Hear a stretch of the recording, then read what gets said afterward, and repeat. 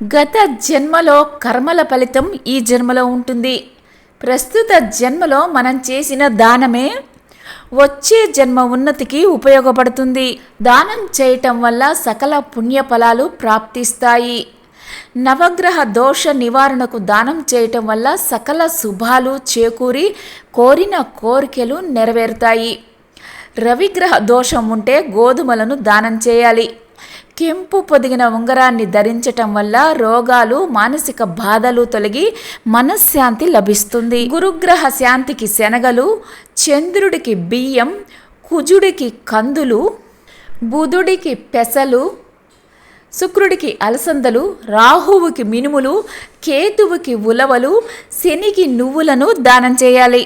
మరణ భయంతో భీతిల్లే వారికి ప్రాణ అభయం ఇవ్వడం, వ్యాధులతో నరక యాతన అనుభవించే రోగులకు వైద్యాన్ని చేయడం, పేదలకు ఉచితంగా విద్యను అందించటం, ఆకలితో అల్లాడే వారికి అన్నదానం చేయటం, ఈ 4 దానాలు చేసిన వారి పూర్వజన్మ పాపాలు నశించి ఈ జన్మలోనే సుఖాలు ప్రాప్తిస్తాయి. శక్తి కొలది చేసే ధన సాయం కానీ, వస్తు సహాయం కానీ ధర్మం అంటారు.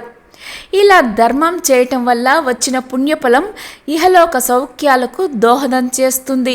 మంత్రపూర్వకంగా ఒక సద్బ్రాహ్మణుడికి చేసిన దాన ఫలం పరలోక సుఖాలను అందించటమే కాదు, ఉత్తమ జన్మ ప్రాప్తికి ఉపయోగపడుతుంది.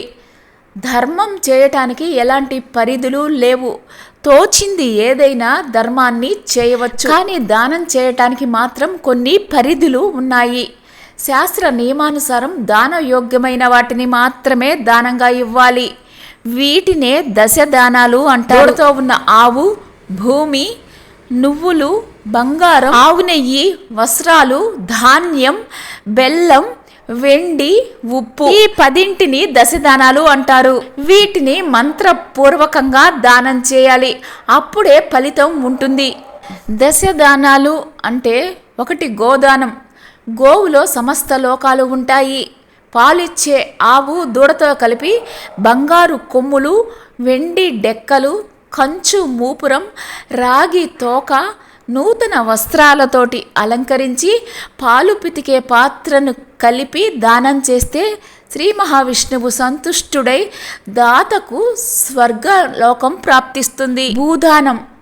కృతయుగంలో హిరణ్యాక్షుని కారణంగా భూమి శూన్యంలోకి దొర్లిపోతుంటే శ్రీ మహావిష్ణువు వరాహ అవతారాన్ని దాల్చి భూమిని ఉద్ధరించాడు.